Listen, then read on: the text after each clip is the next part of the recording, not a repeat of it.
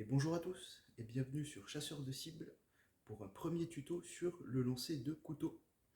Alors, avant de commencer, je voulais vous dire, voilà, je compte augmenter mon atelier dans les prochaines vidéos. Essayer d'agrandir un petit peu pour finir un maximum de contenu. En ce qui concerne les couteaux, les arbalètes, les flèches, j'essaierai de présenter d'autres modèles d'arbalètes qui me tiennent à cœur, vraiment des modèles que j'aime beaucoup. Notamment EK Archerie, ils font vraiment du bon matériel. Et un petit peu de Barnet aussi. On verra un petit peu de Barnet. Mais voilà, en tout cas, n'hésitez pas à me laisser des commentaires pour me dire ce que vous en pensez. Car je compte m'améliorer dans le futur et vous montrer un petit peu de quoi ça retourne. Voilà, alors pour le sujet qui nous intéresse, donc le lancer de couteau, on va parler un petit peu des trois modèles qui sont connus le plus et qui sont utilisés par les experts ou par les débutants. On verra plus les couteaux pour les débutants, pour le début, parce que vraiment, les couteaux pour les experts, c'est très compliqué à utiliser. Il faut vraiment avoir déjà une bonne année de lancer derrière soi. Alors, du coup, les différents modèles. Alors, on a le modèle à soie, ce qu'on appelle. Donc, le modèle à soie, assez particulier. Voilà, c'est un petit peu comme les couteaux de cuisine. Le modèle à soie, en fait, ce qu'on appelle par là le modèle à soie, c'est ce qui veut dire que la continuité de la lame, le reste qui a été fourré, continue dans le manche. Et après, tout est rifté et ça finit vraiment jusqu'au bout là. Voilà, ça continue complètement dans le manche. Donc, il y a une meilleure prise en main déjà. Euh, la lame est plus résistante, du coup, le fait d'avoir en main, parce que la continuité continue dans le manche et ne s'arrête pas là, comme, directement. Voilà, ça c'est des couteaux, ce qu'on appelle couteaux à soie, qui sont assez difficiles à lancer. Généralement, ça se lance. Alors, ça dépend, il y en a qui peuvent être un petit peu lourds du manche, mais on va voir ça. Mais généralement, bon, ça se lance par le manche.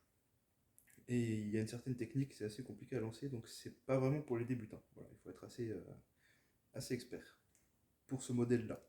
Alors ensuite, on a le modèle monobloc avec manche. Alors c'est un peu le même principe que celui avec la soie, sauf que ça s'arrête ici en fait, il n'y a pas de soie, généralement. Ça peut arriver qu'il y en ait, mais généralement il n'y en a pas. Et ça continue avec un manche. Donc vous pouvez vous en douter, celui-là, ils sont encore plus fragiles au lancer que les autres couteaux. Voilà, ça c'est ce genre de modèle-là, bon, c'est pareil, hein, c'est pour les experts. Quand même, il faut savoir le lancer, et puis si on n'a pas l'habitude, dès qu'on le lance, on peut le casser rapidement. Voilà, ensuite le modèle qui va nous intéresser le plus, c'est le monobloc. Voilà, le monobloc. Alors, je vais vous montrer un petit exemple de monobloc. Voilà, donc c'est un couteau donc monobloc d'une seule pièce. Donc il n'y a pas de manche. La lame est directement au même endroit comme ça. Généralement, ils sont équilibrés. Donc du coup, voilà, on a trois spécificités de couteaux euh, pour les monoblocs. Donc on a ceux qui sont équilibrés. Donc le poids est au centre, ils sont bien équilibrés. C'est ceux qui sont les plus faciles à lancer.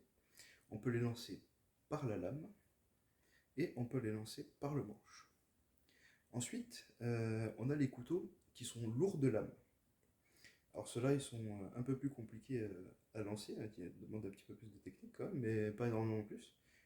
Un débutant peut très bien savoir le lancer. Voilà, donc il se lance par le manche. Quand c'est lourd de lame, on le lance par le manche. Et du coup, ensuite on a le modèle lourd de manche, donc qui se lance donc par la lame. Voilà, alors après il y a plusieurs styles de poids, il y a plusieurs tailles. Pour les couteaux de lancer en tout cas, il y a vraiment des tailles et des poids spécifiques.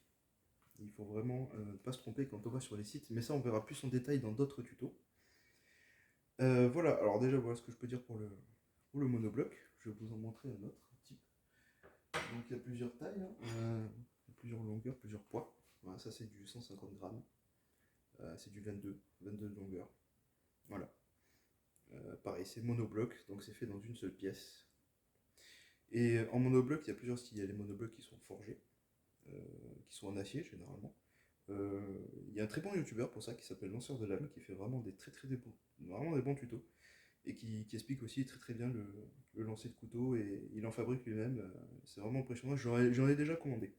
J'en ai déjà commandé il y a un moment des couteaux, j'en ai acheté. Très bonne qualité, sauf que voilà, quand on s'en sert souvent, il faut les entretenir parce que ça peut rouiller. Voilà. Il faut faire attention, ça peut s'oxyder assez rapidement. Donc voilà, ça aussi on le verra dans d'autres tutos, je vous montrerai un petit peu comment on fait, c'est pas bien compliqué. Et aussi pour refaire les pointes et les lames de couteau. Mais voilà ce que je peux dire pour cela.